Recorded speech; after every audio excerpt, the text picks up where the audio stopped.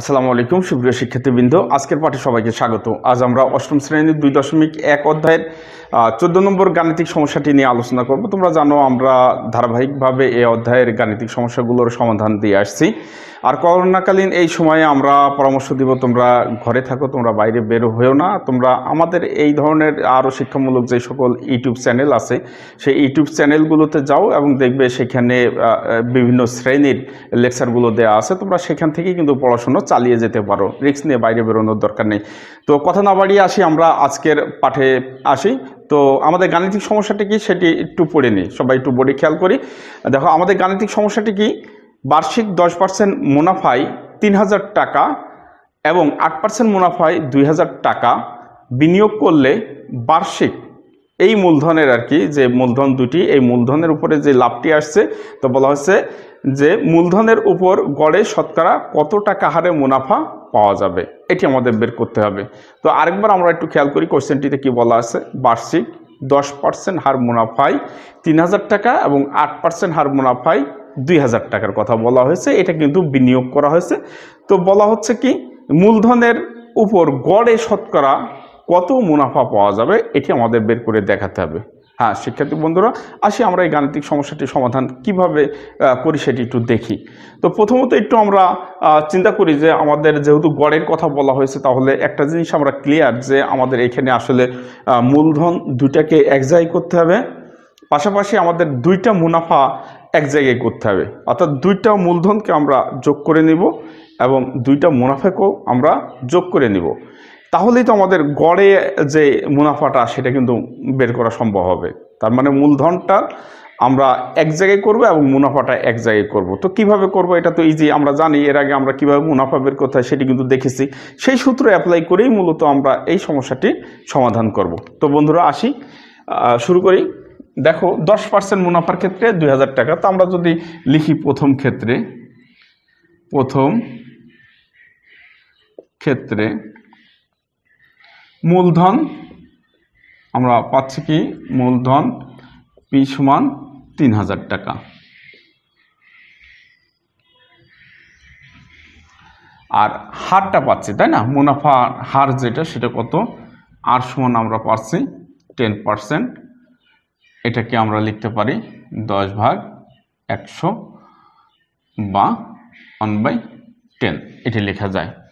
আর যেহেতু 1 বছরের ব্যাপার, তাহলে বোঝাই যাচ্ছে সময় এন সমান কত, 1 বছর।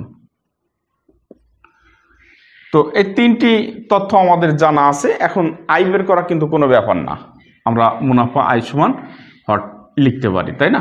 তুমি এখানে মূলধন, এখানে মুনাফার হার, আর এটা সময়, আর এটা মুনাফা, এটা লিখে কমা দিয়ে লিখতে পারো। আমি একটা দিয়ে দেখিয়েছি, তোমরা বাকিগুলো লিখতে পারো।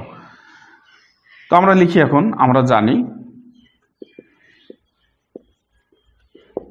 আই সমান PRN।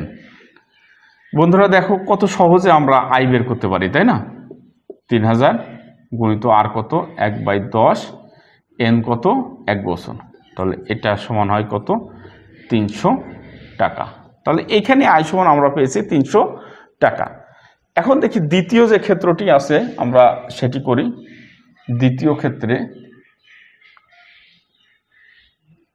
আমি যেহেতু দুইটা ক্ষেত্র আলাদা করেছি, এই কারণে আমি P1, R1, N1, I1 এই ধরনের না লিখে আমি এখানেও PNR দিচ্ছি, এখানেও আমি একইটাই ব্যবহার করব, এটা কোনো প্রবলেম না। তো দেখো দ্বিতীয় ক্ষেত্রে মূলধনটা আমাদের দাঁড়াচ্ছে কত, বলা আছে 2000 টাকা। আমরা লিখলাম 2000 টাকা। আর দেয়া আছে, আর হচ্ছে আমাদের 8% লিখি, 8% বা 8/100। আর এন তো আমরা জানি যে এখানে যেহেতু বলা হয়েছে 1 বছরের কথা, তাহলে এখানে লিখলাম 1 বছর। তাহলে এখানেও যে সরল মুনাফা সেটা সমান হর আমরা জানি। একইভাবে বের করব, আমরা জানি আই সমান PRN। তো বন্ধুরা বসিয়ে দিই, পি এর মান কত 2000, আর এর মান কত 8/100, এন এর মান 1। এখন যদি এখানে কাটাকাটি করি, দেখো 100 দিয়ে 2000কে ভাগ করলে 20 হয়, অর্থাৎ 8 দুগুণে 16, 160 টাকা আমরা পেয়েছি।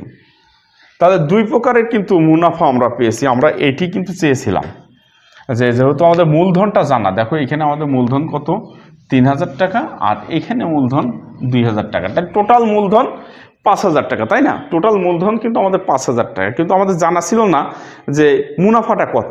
তো আমরা বের করে নিলাম। এখানে দেখো এক্ষেত্রে মুনাফা হয়েছে কত 300 টাকা আর এক্ষেত্রে আমরা মুনাফা পেয়েছি কত 160 টাকা। তাহলে মোট মুনাফা কিন্তু আমরা পেয়ে যাচ্ছি এবং মোট আসলও পেয়ে যাচ্ছি। এর উপরে গড়ে আর কি আমাদের মুনাফাটা আমাদের যেটা চাওয়া হয়েছে, গড়ে যে মুনাফাটা হবে তার হারটা আমাদের বের করতে বলা হয়েছে, তাই না? তো আমরা সেটি বের করি। দেখো এখন আমরা লিখতে পারি অতএব মোট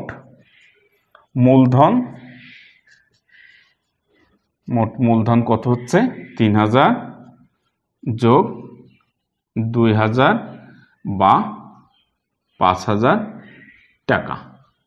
এটি হচ্ছে আমাদের মোট মূলধন এবং মোট মুনাফা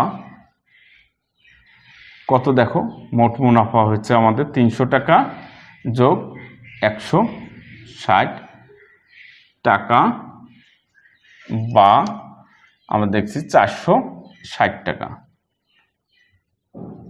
তাহলে আমরা দুইটা জিনিস পেয়ে গিয়েছি, একটা হচ্ছে মূলধন পেয়ে গিয়েছি কত 5000 টাকা আর মুনাফা পেয়েছি 460 টাকা।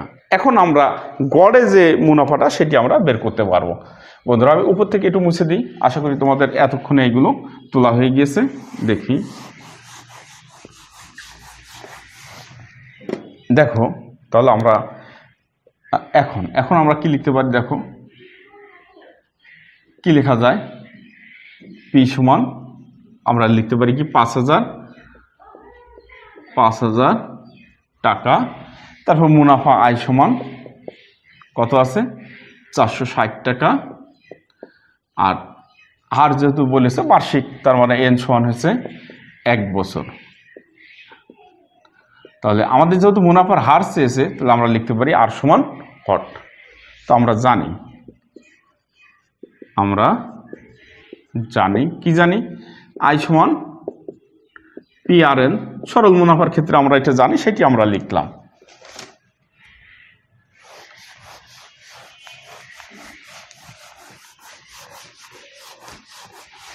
তো বন্ধুরা দেখি এখন আমরা মানটা বসিয়ে দিই।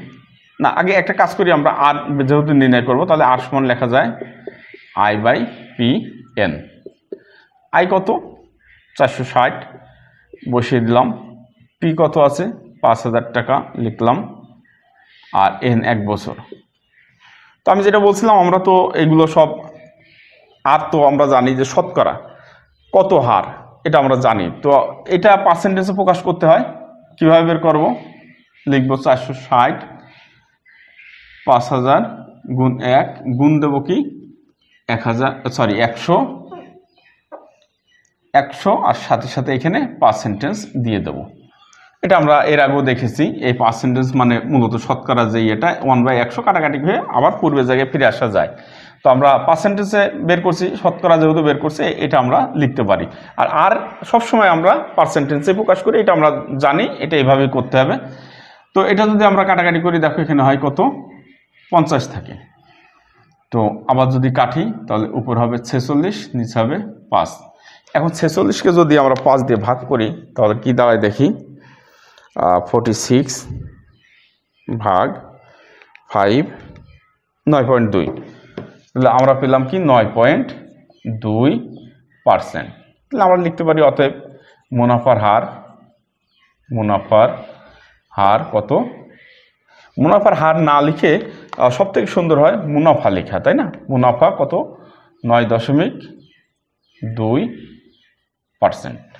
এটি আমাদের চাওয়া হয়েছে, গড়ে মুনাফাটা কত হবে সেটি কিন্তু আমরা দেখাতে পারলাম।